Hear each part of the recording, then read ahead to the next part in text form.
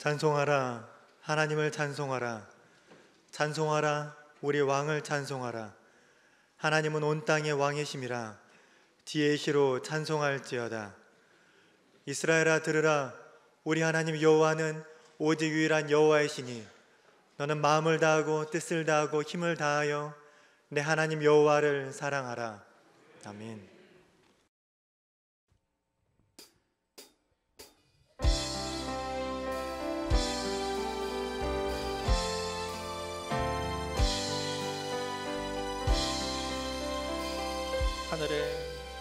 하늘에 가득 찬 영광의 하나님, 온 땅에 충만한 존귀하신 하나님, 생명과 빛으로 지혜와 권능으로 언제나 지키시는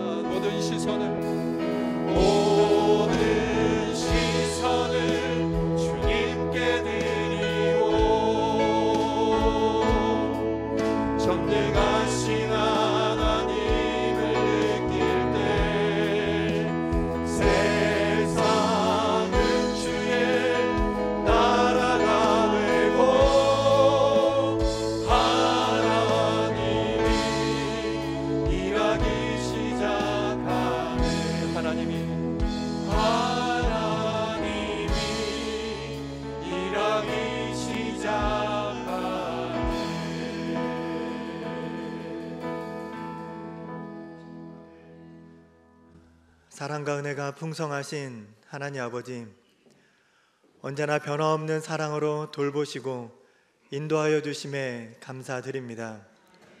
이 세상에서의 삶이 때론 불안정하고 부족하지만 하나님 아버지의 도우심으로 흔들림 없이 살 수 있었습니다.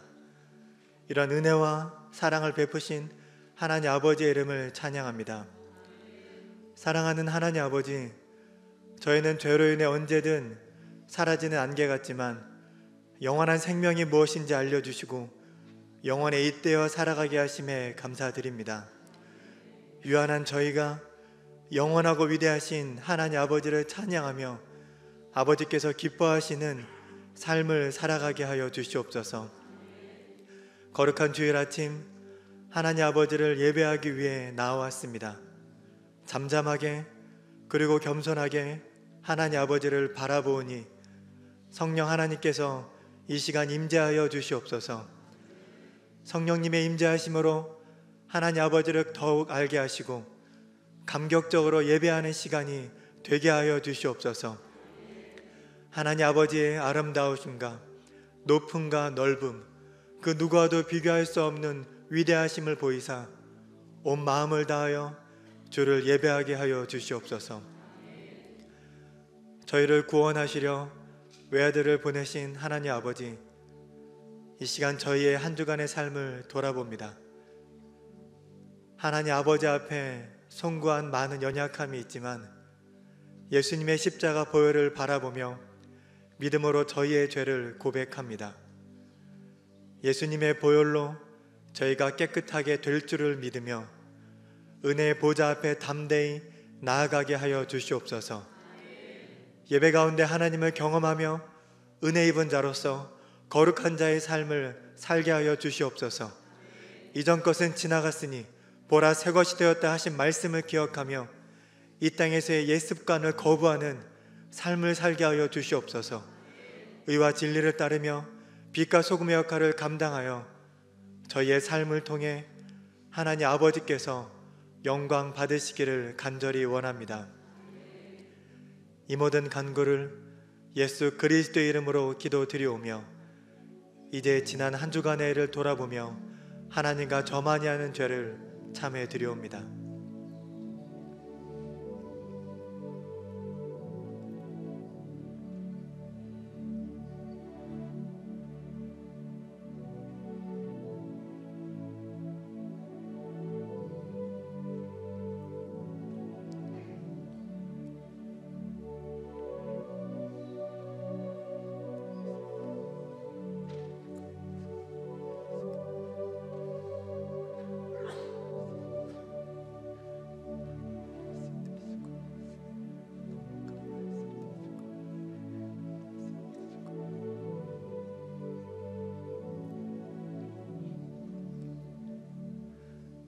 이날에 너희를 위하여 속죄하여 너희를 정결하게 하리니 너희의 모든 죄에서 너희가 여호와 앞에 정결하리라.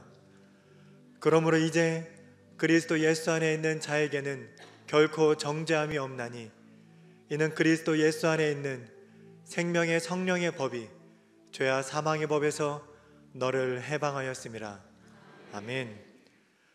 나는 전능하신 아버지 하나님 천지의 창조주를 믿습니다.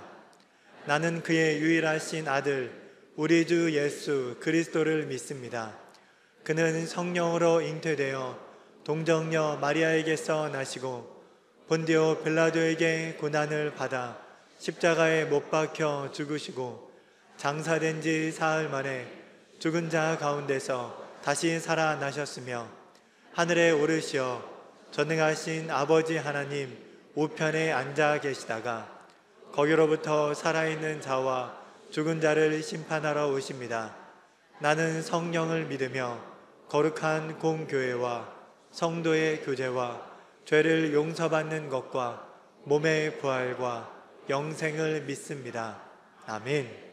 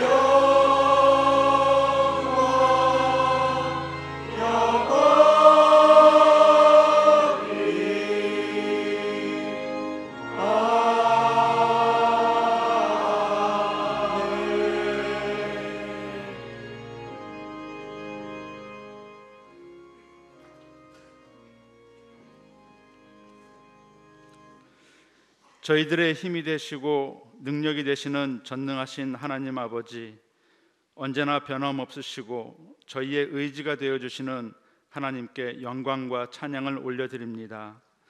오늘도 저희가 하나님을 사모하는 마음으로 이 자리에 나왔습니다.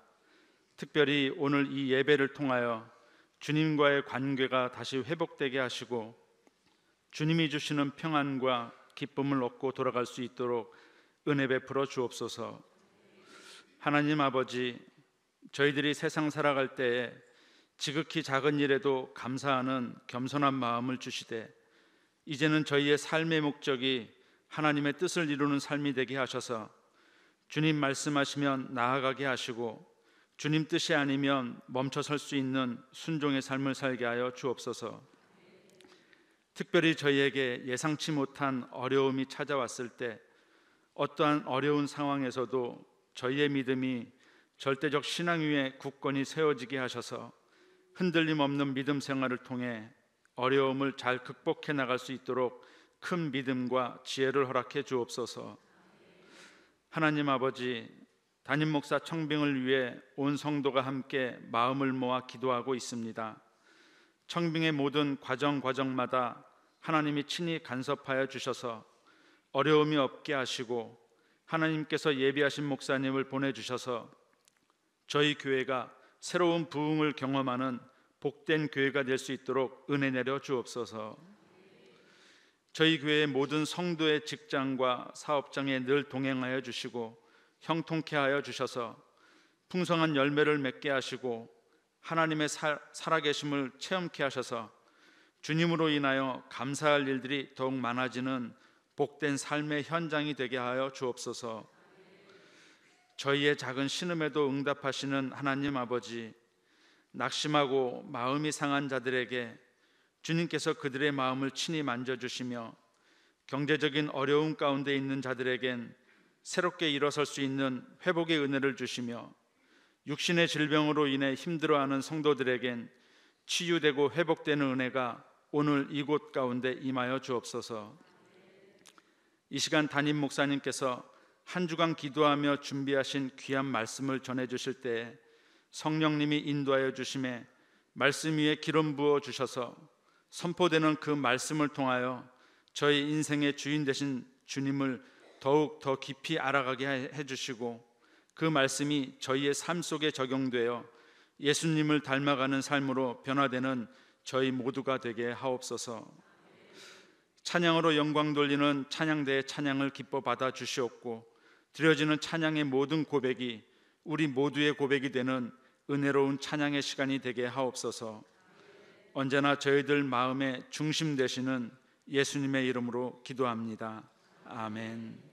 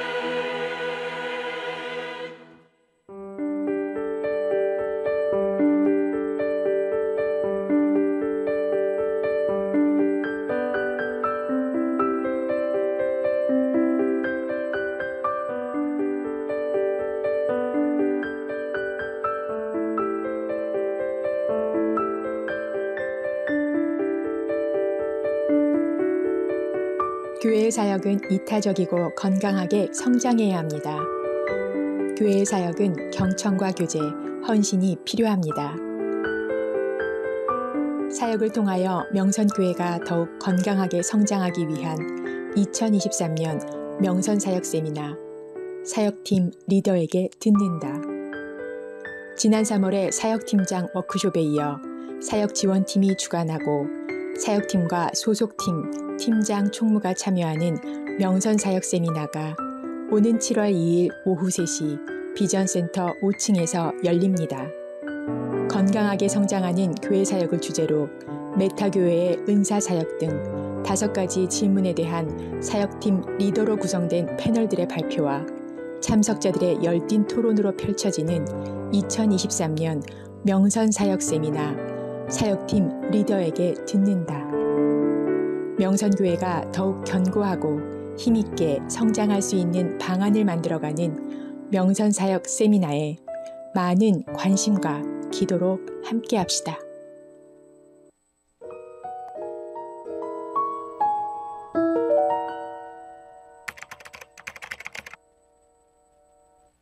교회에서 너무 사랑을 많이 주셔가지고 이 어려운 시기 잘 극복하고 또 장사도 조금씩 나아질 수 있는 그런 계기가 돼서 너무 기분 좋았고 감사합니다. 예, 안녕하세요. 봉구스 박보검입니다.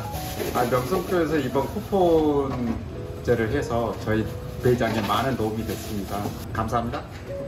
명성교회에서 지역사회 발전을 위해서 어려운 소상공인을 위해서 열심히 노력해준 결과 너무 많은 큰 도움이 됐습니다. 감사합니다.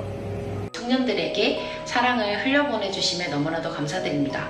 그 사랑 알아 저희도 다음 세대를 위해서 또 후배들을 위해서 열심히 살아가고 그들을 품으려고 노력하겠습니다. 감사합니다. 취업 준비를 하며 아르바이트와 겸하기 힘든 부분이 있었는데 이번 러브피플 사역을 통해 많은 도움을 받았고 또 이런 사랑을 받았음에 흘러보내는 사람이 되도록 노력하도록 하겠습니다.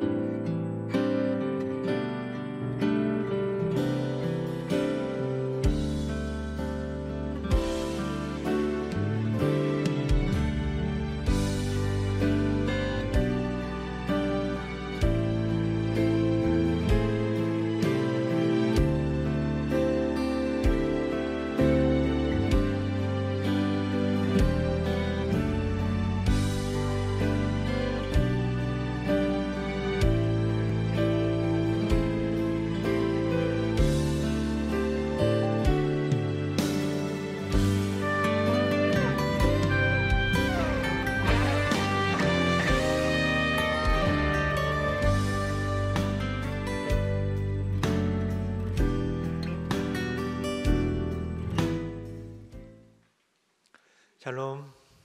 샬롬. 우리 옆에 계신 분들과 다시 한번 인사하도록 하겠습니다. 샬롬. 광고 말씀드리겠습니다. 예배의 집중을 위해서 앞쪽부터 그리고 안쪽부터 앉아주시면 좋겠습니다. 그리고 사용하신 주보는 꼭 교회를 사랑하는 마음으로 집에 가져가셔서 주중에도 내용을 살피시고 함께 해주시면 좋겠습니다. 오모와 77번째 기획전이 준비됐습니다. 이번에는 다른 때보다 더 의미가 있는 그런 기획전입니다. 그 이유는 모든 작품이 우리 성도님들의 작품이기 때문입니다. 예배를 마치신 후에 오모와 카페에 내려가셔서 작품도 감상하시고 누구의 작품인지도 한번 확인해 보시는 재미가 있으시면 좋겠습니다. 차량 사역을 효율적으로 하기 위해서 자동차 차량 번호를 등록하려고 합니다. 주보 간지를 확인하시고 꼭 작성하셔서 나가실 때 예배당 입구에 있는 함에 넣어주시면 되겠습니다. 샬롬 찬양대가 준비한 찬양을 하나님께 드리겠습니다.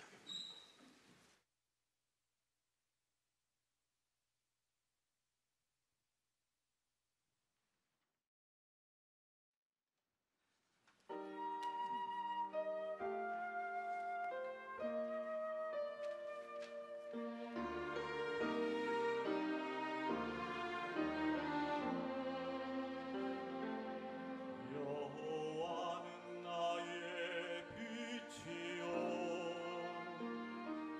나의 구원이시니 내가 누구를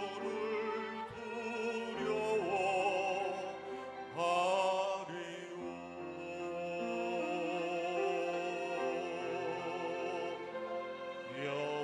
여호와는 내 생명의 능력이시니 내가 누구를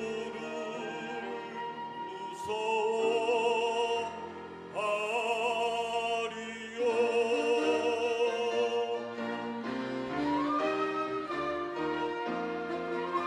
여호와는 나의 빛이요 나의 구원이시니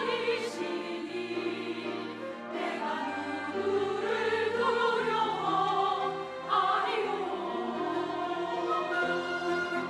여호와는 내 생명의 능력이시니 내가 누구를 무서워하리요 여호와는 나의 빛 나의 노래시며 나의 구원이시로다 그는 나의 하나님 내가 그를 찬송하리로다 영원히 높이리로다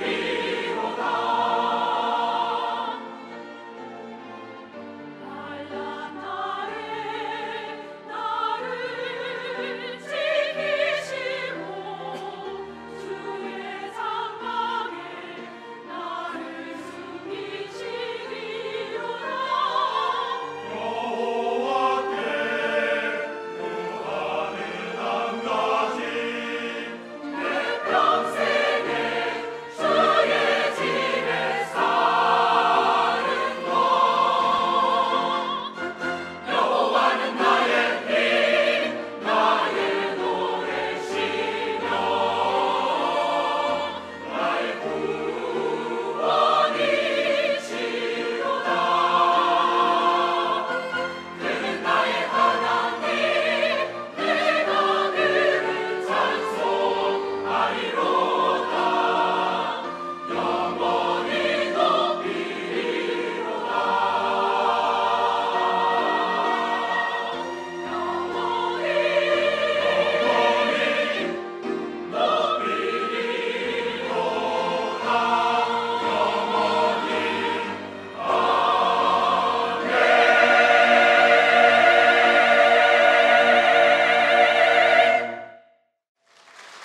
감사합니다.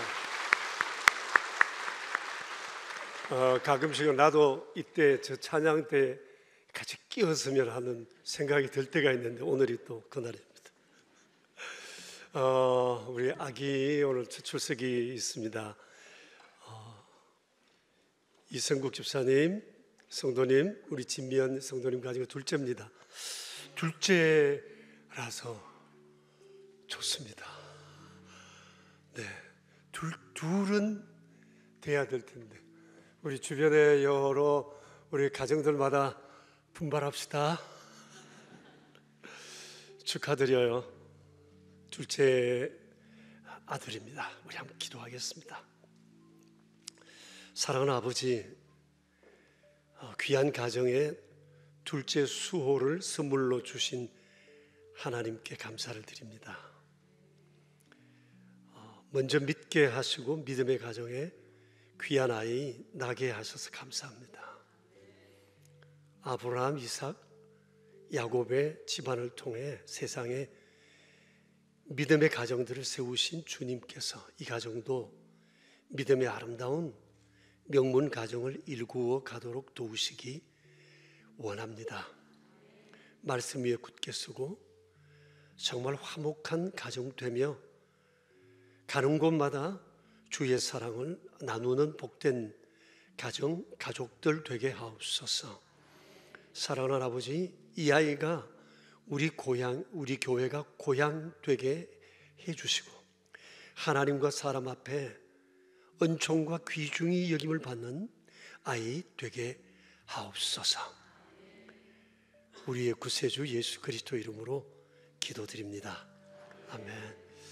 축하드려요. 교회에서 준비한 작은 선물이 있는데 받아주시고 뒤로 돌아서 우리 인사하고 들어가시면 되겠습니다.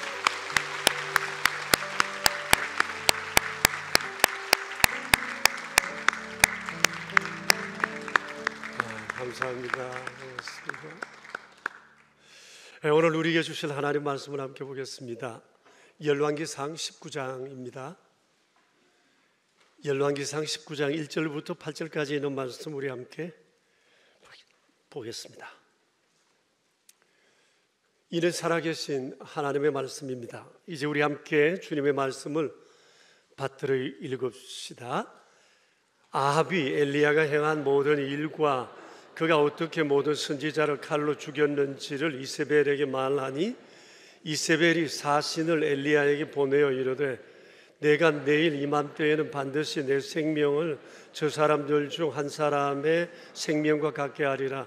그렇게 하지 아니하면 신들이 내게 벌 위에 벌을 내림이 마땅하니라 한지라.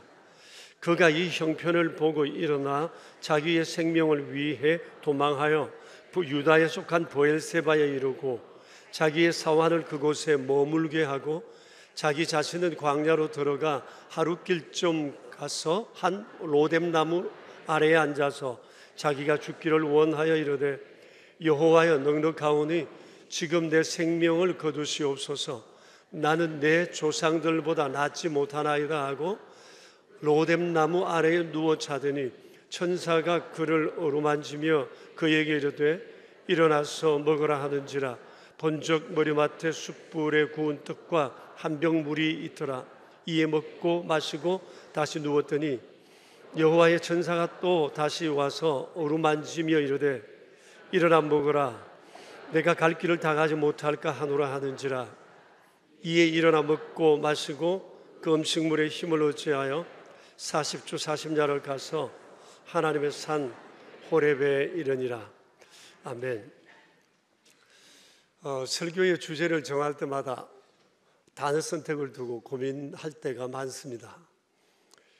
우리 교회는 교회 학교와 동일 본문, 동일 주제를 택해서 우리가 함께 주일 말씀을 묵상하기 때문입니다. 이번에도 그랬어요. 슬럼프라는 단어를 사용하기는 했지만 후보 단어가 여러 있었습니다. 탈진, 침체, 영적 침체, 실족, 좌전, 번아웃. 그러다가 그래도 이 중에서 우리 아이들이 가장 잘 이해할 수 있는 단어가 슬럼프가 아닌가 생각해서 이 단어를 골라봤습니다. 여러분 슬럼프 감이 오시죠?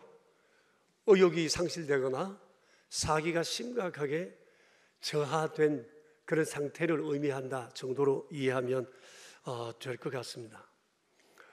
어떻습니까? 자신의 삶을 돌아볼 때 정말 내 삶에 심각한 슬럼프를 경험하신 적이 있으신가요? 그때가 언제였죠? 왜 그랬죠? 어떻게 이겨내셨죠? 혹 아직도 해결되지 못한 가운데 그 데미지가 내 삶 속에 계속 나쁜 영향을 주고 있지는 않습니까? 일반적으로 볼 때 슬럼프가 오는 경우는 다양하다고 생각합니다. 물론 삶의 여러 어려움으로 인해서 오는 경우가 대부분일 것입니다. 경제적인 문제라든지 질병, 그리고 또 다른 삶의 이별, 또 죽음, 매사가 내 삶에 내 뜻대로 잘 되어지지 않을 때, 정말 인생의 절벽이라고 여겨질 때, 인간관계에서 비롯되는 이 갈등과 배신, 성함, 신앙생활을 나름대로 열심히 하긴 했는데 그 증거가 보이지 않을 때, 말씀과 또 하나님의 사랑에 대한 의구심이 생겨서 스스로 주님 앞에 송구한 마음이 들 때, 때로는 삶의 문제가 내 삶 속에 제대로 정말 내가 원하는 대로 사라지지 아니할 때, 자기 정죄 이런 것들로 인해서 우리는 슬럼프를 겪곤 합니다. 어느 누구도 예외는 없다고 생각합니다. 우리는 종종 슬럼프의 문턱을 오고 갑니다. 아브라함도 그랬고, 모세도, 다윗도, 욥도, 그리고 사도 바울도 이런 슬럼프들을 경험하고는 했습니다.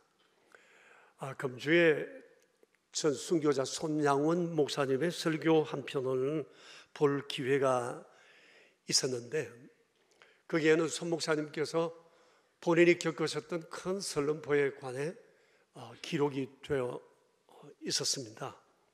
저는 생각에 손 목사님의 인생의 가장 큰 슬럼프라면, 여러분 아시겠지만 그분의 두 아드님이 고등학교 때 또래 공산주의자에게 아주 무참하게 살해됐잖아요. 그게 가장 큰 슬럼프겠다 싶었는데 그게 아니었어요. 손 목사님께서 신사참배를 하다가 청주 감옥에 갇혀 있을 때 1944년 4월 30일 날 부친으로부터 한 통의 편지가 도착했답니다. 이런 내용들을 중약하고 그 중에 한 부분을 보면 편지는 암호처럼 적혀져 있었어요. 여숙 최권능 씨는 4월 19일 본고향 갔고, 여형 주기는 4월 22일 오후 9시에 본고향 갔다. 이 최권능이라는 분은 최봉석 목사님, 예수천당 불신 지옥을 외쳤던 전도자, 위대한 하나님의 사람, 그리고 주기는 주기철 목사님을 의미하는데, 이분들이 아마 며칠 상간에 이렇게 세상을 떠나셨던 것 같아요. 아마 일제의 감시가 심했으니까 이렇게 암호 형태로 아마 글을 써 보내셨던 것 같습니다. 손 목사님께서 이 소식을 듣고 30일 동안 음식도 못 먹고 잠도 못 자고 하루 종일 애곡하며 보냈다고 합니다. 너무나 심각한 이 상황을 그 감옥에 있는 사람들이 보고 이러다가 큰일 난다고 좀 식사도 하고 좀 그러라고 했지만, 손 목사님은 그 슬픔을 멈출 수가 없었다고 그랬어요. 조국의 지도자를 이런 슬픔과 더불어서 이분들이 계시지 않은 조선 교회를 생각하니 앞으로 어떻게 될까는 염려의 이 비통함이 자신의 감옥 생활보다 두 자식의 죽었다는 소식을 아는 것보다도 훨씬 더 컸다고, 그래서 의욕이 상실된 채 한 달 내내 그런 세월을 보냈다고 얘기를 했습니다. 오늘 우리는 19장의 말씀을 읽었습니다만 열왕기상 19장에는 엘리야 선지자가 겪은 슬럼프에 관해 소개하고 있습니다. 엘리야 선지자는 이스라엘의 흑역사로 일컬어지는 아합이 왕으로 있을 때 가장 활발하게 왕성하게 활동했던 선지자였습니다. 아합과 그의 처 이세벨은 악명 높은 사람들이었어요. 이전에 어떤 왕보다도 그들은 악한 사람들이었습니다. 이들로 말미암아 이 여자 이세벨이 이곳에 시집 오면서 가져온 바알과 아세라 우상이 온 나라에 가득 차고 제단이 만들어지고 나라 구석구석 이들을 경배하는 이런 우상 숭배가 만연하게 됐습니다. 또 수많은 선지자들이 학살당하기도 했습니다. 이들의 포갑 정치로 인해 많은 선지자들은 잠행했고 또 수많은 하나님의 백성들이 하나님을 믿는 티도 내지 못한 채 숨죽여 살아야 하는 아주 영적 암흑기를 보내고 있었습니다. 이런 중에도 엘리야만은 달랐습니다. 엘리야는 담대하게 왕과 왕비에게 하나님의 뜻을 전했습니다. 여러분 그 유명한 사건들 아시죠? 아합을 찾아가서 저주했어요. 이러면 당신 망할 거라고. 당신 때문에 이 나라가 망하게 생겼다고. 내 말이 있기 전에는 3년 동안 이 땅에 비가 오지 않을 거라고. 실제로 비가 안 왔어요.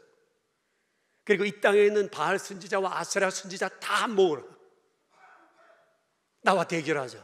그래서 850대 1로 영적인 대결을 벌여 그날 이 850명의 이 우상숭배 선지자들을 몰살시키는 그런 일이 있었습니다. 이 일로 인해서 온 백성들이 하나님을 찬양했어요. 그러다가 숨죽여서 마음껏 하나님을 찬양하지 못했던 모든 사람들이 땅에 엎드려 여호와는 하나님이시다, 여호와는 하나님이시다 신앙을 고백하는 이런 놀라운 일이 있었어요. 이제 정말 나라가 영적으로 새롭게 되겠구나 라고 하는 이런 느낌을 받을 정도로 놀라운 변화들이 생겼습니다. 그리고 곧이어 엘리야는 비 내리지 않는 이 땅에 비가 올 것을 예고했고 그 땅에는 다시 큰 비가 내리게 됐었습니다. 이로 인해서 엘리야는 이스라엘의 영웅이 되었었습니다.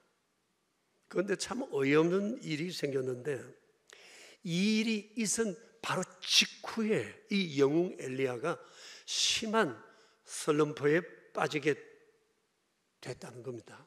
그 이유가 오늘 19장에 나와 있습니다. 2절에는 슬럼프의 동기가 나와 있고 3절은 슬럼프의 결정적 요인이 뭔지에 대해서 말씀하고 있습니다. 여러분 1절 2절 내용을 보실 것 같으면 아합이 엘리야가 행하는 모든 일들을 현장에서 목격하고 돌아와서 자기 아내 이세벨에게 그동안 있었던 모든 일들을 자초지종 얘기를 했어요.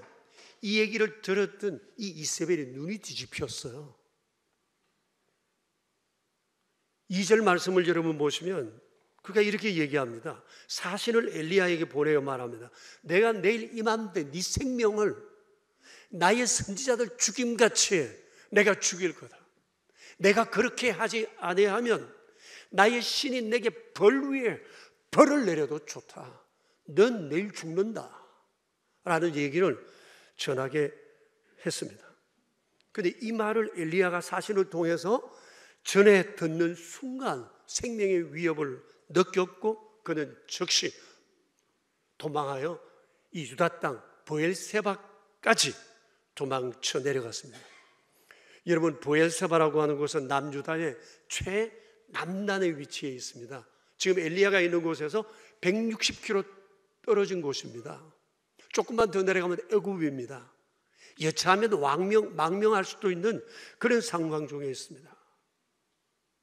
이는 단적으로 엘리야가 이 이세벨의 이 한마디의 협박에 얼마나 두려워 떨었는지를 우리에게 잘 보여주고 있습니다.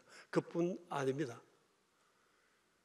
엘리야는 함께 갔던 사환을 브엘세바에 두고 혼자 또 하룻길을 걸어 광야 깊은 곳으로 들어갔습니다. 아무도 만나고 싶지 않았고 누구도 자기를 발견하지 못하고 그랬으면 좋겠다는 마음으로 들어갔어요. 남자의 하룻길 30km 내지 40km 걷는다고 생각하면 무려 자기가 있던 이스라엘에서 190km, 200km를 걸어 지금 피신해 온 것입니다. 그리고는 로뎀 나무라고 하는 야트막한 이 나무 아래 앉아서 죽기를 구했어요. 이제 4절을 보세요. 여호와여 넉넉하오니 지금 내 생명을 거두어 주세요. 나는 내 조상들보다 낫지 못합니다. 무슨 얘기입니까? 나 할 만큼 했다는 거죠. 하나님 하라는 대로 했고 열심히 했고 열심히 사역했다. 그런데 이젠 다 손 놓고 싶다. 그리고 더 이상 살고 싶지도 않다. 날 죽여달라. 지금 그렇게 하나님 앞에 때를 쓰고 있습니다. 그리고는 그냥 잤다 그랬어요. 일종의 자기 포기, 자포자기라고 말할 수가 있을 것입니다.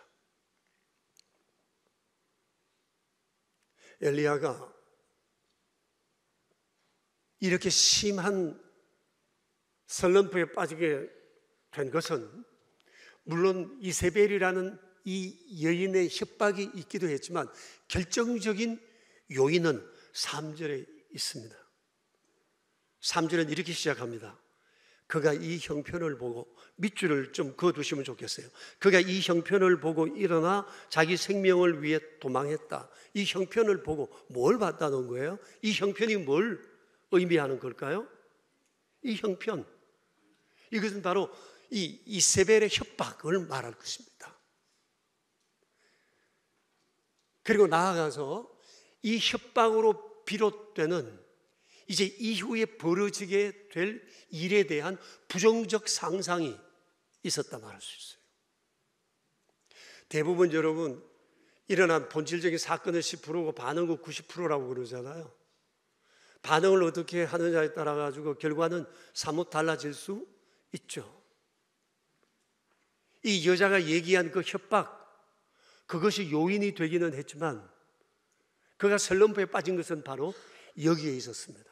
그 형편을 봤다는 데 있었어요. 두려움을 느껴서 도망가고 또 멀리 도망갔던 것입니다. 물론 이 일이 이세벨의 뜻대로 안 됐어요. 오늘 여러분 이제 열왕기상 뒤를 쭉 읽어보시겠지만 오히려 하나님께서 이 아합과 이세벨 부부에게 그들의 비참한 최후를 예고하셨습니다. 개들이 이들의 피를 핥고 살을 뜯어먹으리라고. 아합에게 속한 자로서 성읍에서 죽은 자는 개에게 뜯기고 들에서 죽은 자는 새에게 먹히리라고 말씀하셨습니다. 그리고 하나님 말씀처럼 아합은 전쟁터에서 전사하여 그의 피를 개들이 핥았다고 기록되어 있고, 이세벨은 예쁘게 화장을 하고 왕궁 창문에 서 있다가 사람들이 이 미운 여자를 창문으로 내던지는 바람에 땅에 떨어져 있을 때 예후라는 사람이 가서 발로 밟아 죽였습니다. 그리고 들어갔다가 음식 먹고 나오니까 개들이 와서 이세벨의 시체를 다 뜯어먹어 형체를 알아볼 수 없었고 두개골과 손발만 남아 있었다. 그 성경은 증거하고 있습니다. 이렇게 이세벨을 죽었어요. 큰 소리 쳤지만 그가 큰 소리 치는 대로 된 게 아니었어요. 그런데 이 여인의 한마디 말에 엘리야는 생명의 위협을 느꼈고 의욕이 꺾여 그는 멀리 도망가 모든 거 포기하고 다 끝났다 생각하고 죽기를 자청했던 것입니다. 엘리야가 이렇게 심한 슬럼프에 빠지게 된 이유는 바로 눈앞에 벌어진 바로 현실, 그리고 현실이 주는 부정적 상상, 이것이 그로 하여금 좌절시킨 것이라 말할 수 있어요. 지금 그의 눈에는 이세벨만 보이지 하나님이 안 보여요. 사신을 통해서 협박하는 그의 협박 소리만 들리지 하나님의 약속도 들리지 않았어요. 이렇게 영웅이 지금 비참한 상황 가운데 있게 되었습니다. 이렇게 슬럼프에 빠진 엘리야를 하나님께서 천사를 보내어 찾아가게 하셨고 다시 일으켜 주셨습니다. 자포자기로 잠자고 있던 이 엘리야를 천사가 찾아가서 어루만지며 말했습니다. 일어나라, 먹어라. 엘리야는 천사의 얘기대로 일어나서 한 병 물과 그리고 숯불에 구운 떡을 맛있게 먹고 또 잠들었습니다. 천사는 다시 한번 똑같은 일을 반복하면서 이번엔 이렇게 얘기를 했습니다. 7절 말씀을 보면 어루만지며 일어나 먹어라. 내가 갈 길을 다 가지 못할까 하노라. 아니, 내 일은 끝났다고 생각하는데 하나님의 말씀은 갈 길을 가야 한다. 갈 길이 있다. 네가 할 일이 있다. 아직 끝나지 않았다고 말씀을 하셨어요. 이 얘기를 듣고 아, 그렇구나. 내 인생이 여기서 끝난 게 아니야 라는 생각한 엘리야는 음식을 먹고 일어나 40일을 밤낮으로 걸어 모세가 하나님을 만났던 호렙산으로 갔습니다. 그곳에서 더 깊은 하나님의 은혜를 경험했고 모든 일을 마친 후에 불말과 불병거를 타고 그는 성천했습니다. 해피엔딩으로 끝났어요. 그러나 영웅 엘리야도 슬럼프를 겪었다는 사실입니다. 사랑하는 여러분, 지금까지 지내오시면서 삶의 여러 슬럼프를 겪었을 것입니다. 그때마다 어떻게 그 문제를 이기셨습니까? 이제 오늘 우리가 이 말씀을 봤습니다. 이제 슬럼프의 어떤 요인이 우리에게 생길 때 이게 엘리야의 이 경우 열왕기상 19장을 생각하며 슬럼프를 극복하는 새로운 지혜를 우리가 얻었으면 좋겠습니다. 세 가지로 말씀드리고 싶습니다. 첫째는 슬럼프의 어떤 동기가 우리 앞에 혹 생긴다, 문제가 생긴다고 할 때 엘리야처럼 눈앞에 벌어진 형편에만 압도되지 말라는 것입니다. 형편과 상황에만 붙들리지 말고 이 모든 상황을 지배하시고 다스리시는 전능하신 하나님을 생각하자는 거예요. 그렇지 않으면 영웅 엘리야도 소용없어요. 좀 전에 기적을 경험하고 신비로 경험했던 것도 아무 소용없어요. 이게 중요한 겁니다. 형편에 노출되어 있지만 형편에 붙들리지 않는 것을 훈련해야 한다는 거예요. 이 형편이 내게 가져다 줄 미래의 부정적인 상상에 붙들리지 말라는 거예요.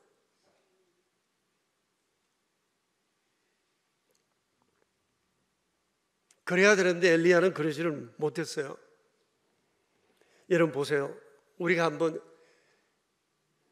상상을 다시 해봐요. 만일 이세벨이 사신을 보내었어요. 너 내일 죽는다. 내가 너 가만두지 않을 거야. 나의 선지자처럼 처참하게 죽일 거야. 너 죽기 아니면 내 죽기야. 넌 반드시 죽어 라는 이런 얘기를 전에 들었을 때 만일 엘리야가 이 상황 속에 하나님을 생각하고 하나님께 물었다면 어떻게 됐을 것 같아요? 하나님, 이건 뭡니까? 이 상황. 주님은 이 상황에서 제가 어떻게 하길 원하십니까? 라고 하나님을 잠깐이라도 생각했다면 제 생각엔 아마 또 다른 갈멜산을 경험하지 않았을까 그런 생각이 듭니다. 그런데 엘리야는 그러질 못했어요.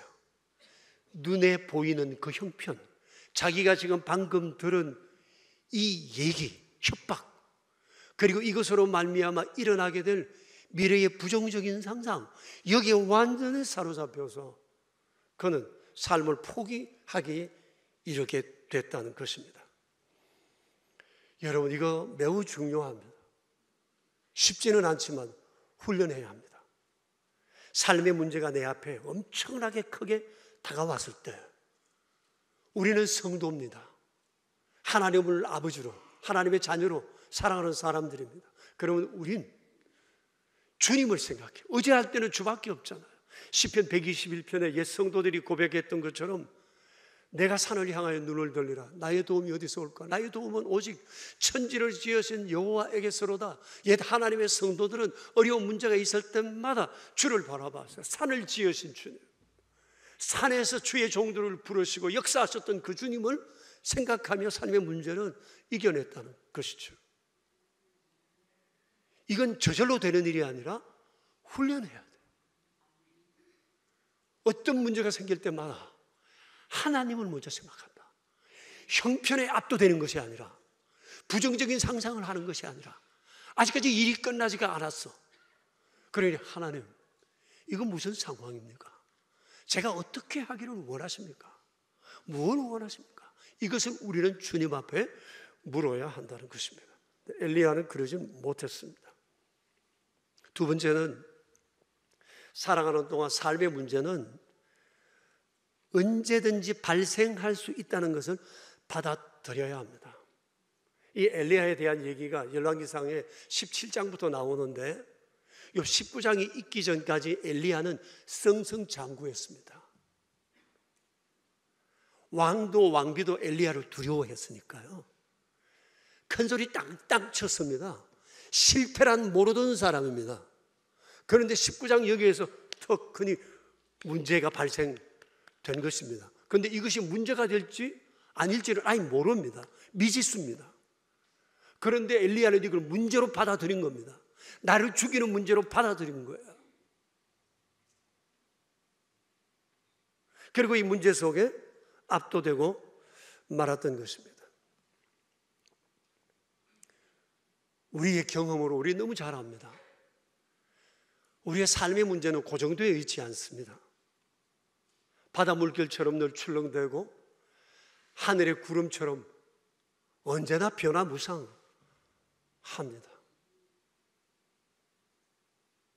햇빛도 비도 눈도 바람도 있습니다. 잔잔한 바다 물결 가운데에서 태풍은 몰아칩니다. 그런데 어느 것 하나만 있어서는 천지 만물은 건강하게 생존되지 않는다는 사실을 우린 잘 알고 있습니다. 우리의 삶도 마찬가지입니다. 오늘 성공했다 싶은데 자고 나면 머리가 찌끈찌끈 아픈 여러 가지 부정적인 요인들이 막 눈에 보이기도 할 것입니다.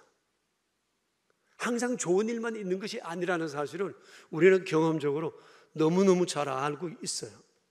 다양한 문제를 살아가면서 만날 수 있다.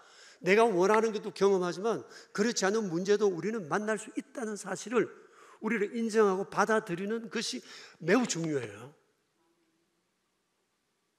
난 기도도 많이 하고 다 하는데 왜 내가 이런 어려움을 당해? 이런 일은 없어요. 성경에 그런 보장하신 곳이 없다고요. 있다는 거죠. 물을 건널 수 있다. 그러나 물이 너를 침몰치 못하며 불길을 향해 갈 수 있다. 그러나 불이 너를 사라지 못할지니 여호와 그분이 너의 하나님이시기 때문이라고 말씀하세요. 인생은 변화무쌍하고 내가 원하는 것도 내가 원치 않는 것도 경험할 수 있다는 것입니다. 그렇기 때문에 이런 문제 앞에서 우리는 절대 이상한 일 당하듯이 이상하다 생각해서는 안 된다는 것을 알아야 할 것입니다. 그래서 베드로전서 4장 12절에서는 이에 대해 이렇게 말씀하십니다. 같이 한번 읽어봅시다. 사랑하는 자들아 너희를 연단하려고 오는 불시험을 이상한 일 당하는 것 같이 이상히 여기지 말라. 이게 중요한 겁니다. 이상히 여기지 않는 것을 훈련해야 한다는 겁니다. 이상히 여기지 않는 것을 훈련해야 돼요. 불시험이 다가온다 할지라도 이상한 일 아니라 나를 연단하는 거다. 꼭 받아들일 수 있어야 된다는 것입니다. 연단이 뭐죠? 점검과 순언을 얻기 위한 재련의 과정이잖아요. 물리적인 과정이에요. 이런 사람은 없겠죠. 금백을 발견해서 큰 돌을 떠냈어요. 그래가지고 돌을 막 부수는 것을 보고 어떤 사람이 그 금인데 깨뜨리면 안 되는데 이런 사람이 있을까요? 깨뜨려야죠. 부셔야죠. 그래야 점검을 얻을 수 있는 거죠. 그럼 우리 연단은 이상한 게 아니다 하는 것이 성경의 말씀이에요. 연단은 이상한 게 아니다. 마찬가지로 우리 인생에게도 수많은 삶의 문제가 생길 수 있으나 이걸 이상하게 보지 말아야 할 이유는 이것을 통해서 하나님은 우리의 삶을 점검처럼 만들어 가시는 기회로 삼을 수 있으시기 때문이라는 것입니다. 이렇게 생각한다면 다소는 불편하고 아프고 힘들고 괴롭기는 하지만 이상한 건 아니다 라는 생각으로 우리가 그 문제를 바라볼 수 있는 거겠죠. 제가 요즘 결혼식 주례를 할 때 종종 젊은이들에게 들려주는 시가 있는데 장석주 시인의 대추 하날이라는 시입니다. 여러분 이 내용 아시죠? 우리 그 전도지에도 있으니까 한번 다시 둘러보시면 좋겠네요. 제가 한번 읽어볼까요? 적에 저절로 붉어질 리 없다. 저 안에 태풍 몇 개, 저 안에 천둥 몇 개, 저 안에 벼락 몇 개, 저 안에 번개 몇 개가 들어서서 붉게 익히는 것일 게다. 저게 저 혼자서 둥그러질 리는 없다. 저 안에 무슬이 내리는 몇 밤, 저 안에 땡볕 두어 달, 저 안에 초성달 몇 달이 들어서서 둥글게 만드는 것일 게다. 대추야, 너는 세상과 통하였구나. 대추가 익어가는 것이 세상 이치라고 시인은 이렇게 봤던 것 같아요. 사실 그렇잖아요. 결혼 생활이라는 게 언제나 뭐 허니문만 계속 되겠어요. 사랑해서 결혼하지만 어떻게 항상 좋은 일만 있으라는 법은 없지 않아요? 이런저런 일을 겪으면서 연걸고 성숙해져 가는 것이지 않겠어요? 우리의 삶도 그렇다는 거죠. 다양한 문제가 있을 거라는 거죠. 그 문제가 비록 시인의 얘기처럼 천둥과 번개와 별의별 상황들이 우리에게 다가와 나를 불편하게 힘들게 괴롭게 한다 할지라도 이것은 내 인생을 익어가게 하는 또 다른 계획이 된다라고 받아들인다면 또 이 상황은 전혀 다른 문제라고 볼 수 있는 것입니다. 그렇기 때문에 이런 상황, 삶의 문제가 곧 슬럼프라고 말할 수는 없다는 겁니다. 어떻게 받아들이느냐에 따라서 이것은 슬럼프가 되기도 하고 아니면 점검으로 빚어지는 기회가 되기도 한다는 것입니다. 우리가 어느 쪽을 받아들여야 되겠습니까?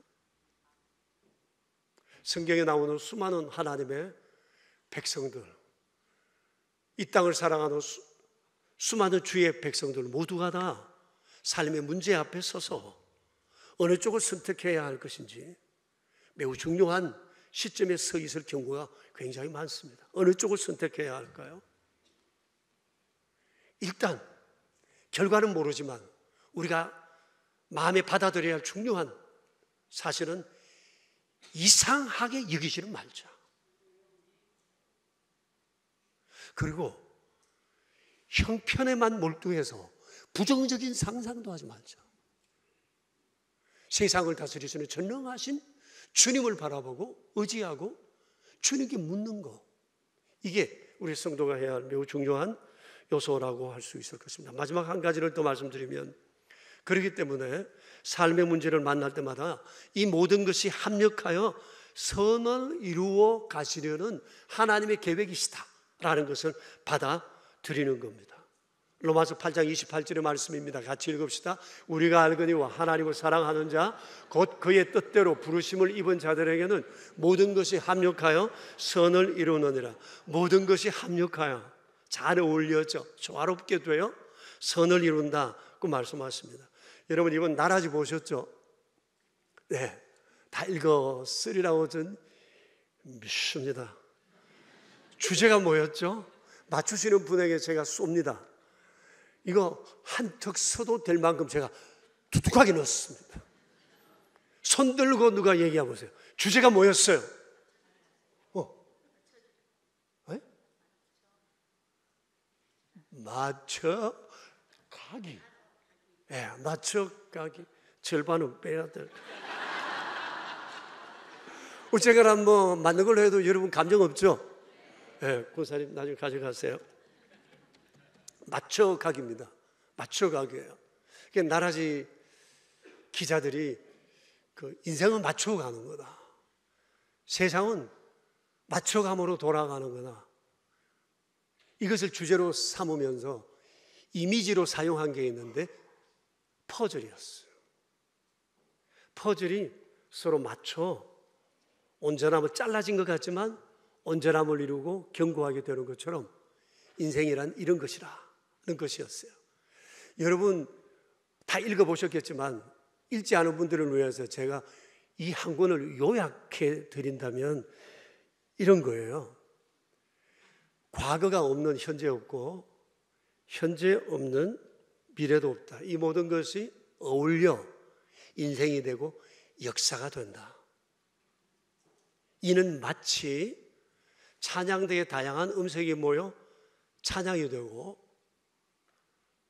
피아노와 악기의 다양한 것들이 모여서 아름다운 음악을 만들어내는 것처럼 높은 음, 낮은 음, 플랫과 샤프 어울려질 때 비로소 좋은 곡이 되는 것처럼 인생은 그런 거다. 맞춰가기를 포기해서는 어떤 결과도 얻을 수 없지만 맞춰가고자 노력할 땐 내가 생각지도 못하던 또 다른 시너지를 경험하게 된다는 것이 이번 나라지 전체 주제의 내용이었습니다. 너무 아름다운 글, 전 읽으면서 크게 감동하고 어제 또 한 번 내용들을 살펴보았습니다. 여러분, 우리 인생의 경험도 그렇습니다. 우리가 지금 얼마를 살아왔든지 간에 수많은 경험들이 서로 모자이크처럼 이렇게 어우러져 오늘 내가 여기 있는 겁니다. 아직까지 어떤 경험들은 내 인생의 모자이크 판에 들어오지 못한 채 머뭇거리고 있을지도 모릅니다. 그러나 내 삶이 그냥 되어진 것은 아니라는 사실을 우리가 기억해야 합니다. 삶의 모든 순간들은 다 연결되어 있는 겁니다. 하나님의 계획 안에서 아름다운 조화로움을 통해 여기 있는 겁니다. 여러분 하나 물어볼게요. 지금까지 살아온 내 삶 가운데 이건 정말 내가 빼고 싶어 라는 게 있겠죠. 그거 빼면 오늘 내가 여기 있을까요? 그럼 내 얘기가 좀 그렇게 어렵게 들리시면 우리 남의 얘기 한번 해봅시다. 성경에 나오는 요셉 이야기 한번 우리 해봐요. 요셉이 110년을 살았어요. 요셉의 110년 세월 중에 뺐으면 좋겠다라고 생각하는 게 어떤 내용이에요? 저는 창세기를 읽을 때마다 요셉 얘기를 읽으면서 늘 웁니다. 이번에는 안 울어야지 하는데 읽으면 영락없이 울게 돼요. 요셉 생각하며 울고 그 속에 역사하시는 하나님 생각하며 울고 막 그렇게 감동이 될 수가 없어요. 여러분 요셉에게 동정을 좀 보내세요.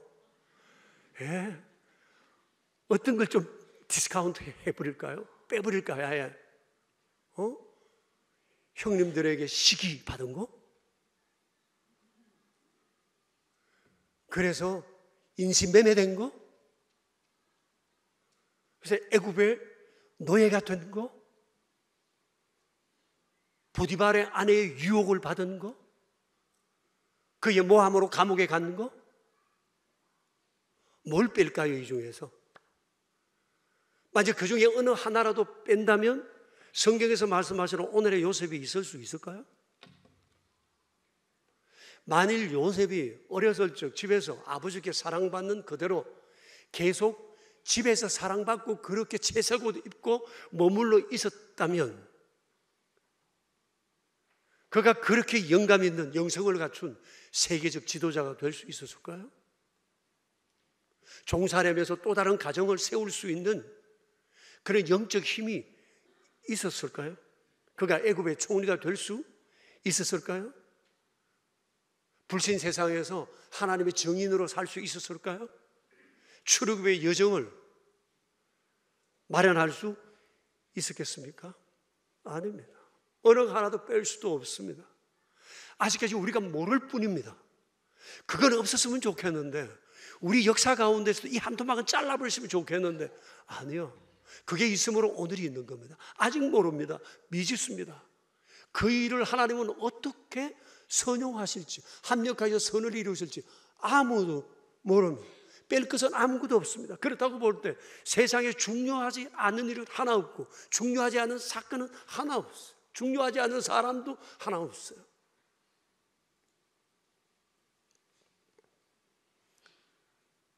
하나님께서는 세상의 모든 것들을 친히 주관하시고 하나님의 계획대로 이루어 가시려고 하십니다.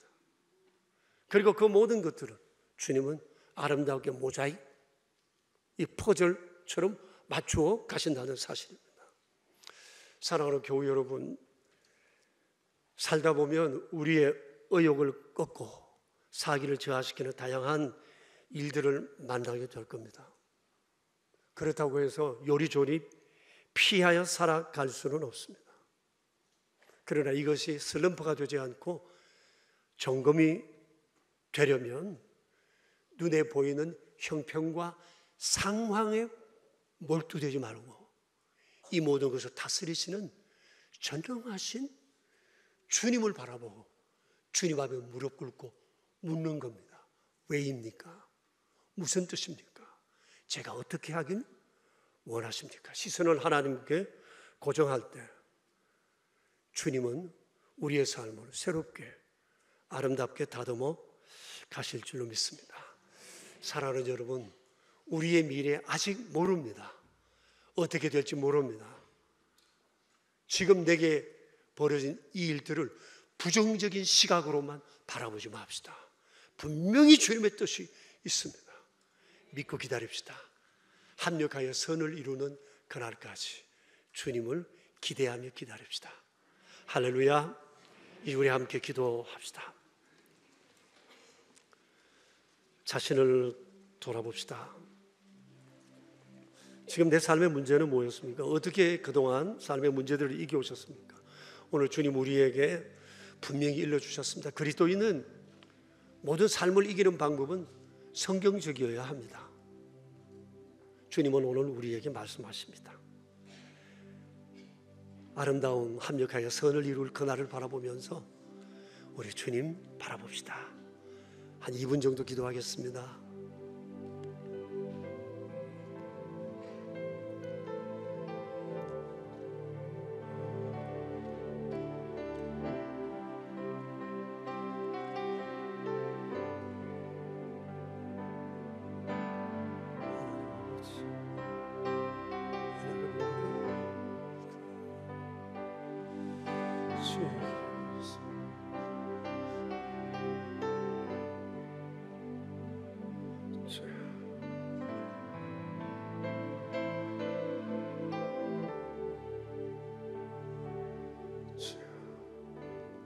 말씀과 기도로 거룩하게 하리라.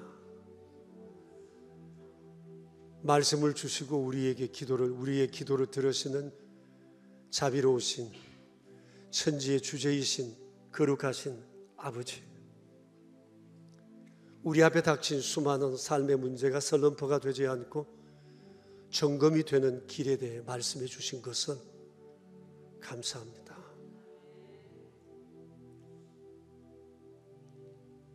한순간 하나님께 시선을 돌리는 순간 영웅도 별 수 없게 되고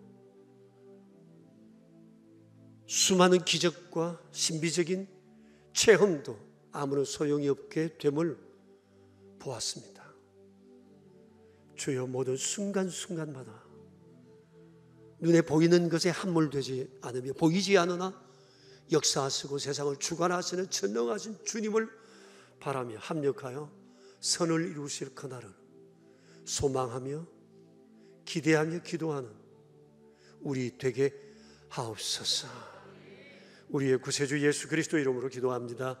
아멘. 이제 우리 다 함께 일어나셔서 419장으로 하나님을 찬양합시다. 419장 찬양합시다.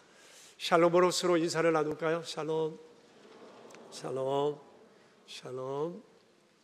419장입니다. 찬양합시다.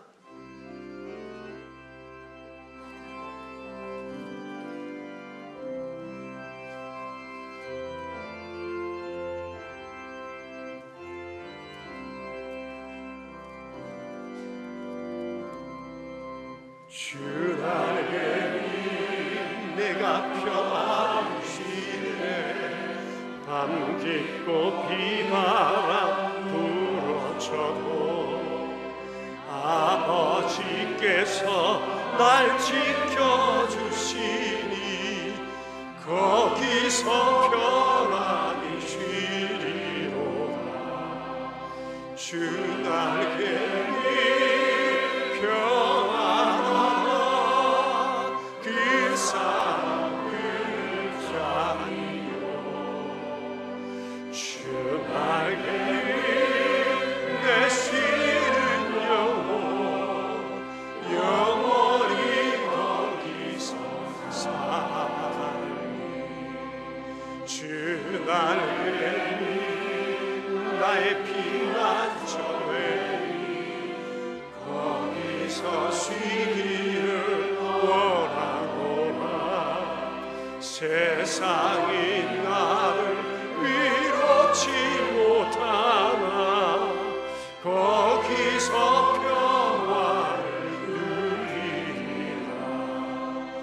주 나에게 평안하라. 그 사랑을 자니요. 주 나에게 내 쉬는 영혼 영원히 거기서 살리. 주 나에게 참된 기쁨이네. 고달픈 세상 길 가는 동안 나 거기 숨어 돌보심을 받고 이 영원한 안식을 얻으리라. 주 나에게 평안하라. 그 사랑을 자니요. 주 나에게 내 쉬는 영혼 영원히 거기서 살리.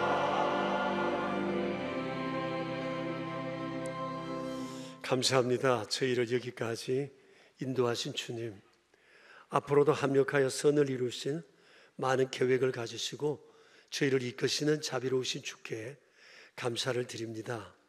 오늘 또 주님 주신 말씀 앞에 새로운 다짐을 하며 기대하며 귀한 예물을 구별하여 헌금 드립니다. 여기 11조 예물과 감사의 예물이 있습니다. 주정 헌금과 러브피플을 위한 다양한 귀한 예물도 드렸습니다. 한 분 한 분의 손길을 기억해 주십시오. 세상을 사는 날 동안 물질로도 아버지를 영화롭게 해드릴 저희 되게 하옵소서. 가정과 일터를 복되게 하소서.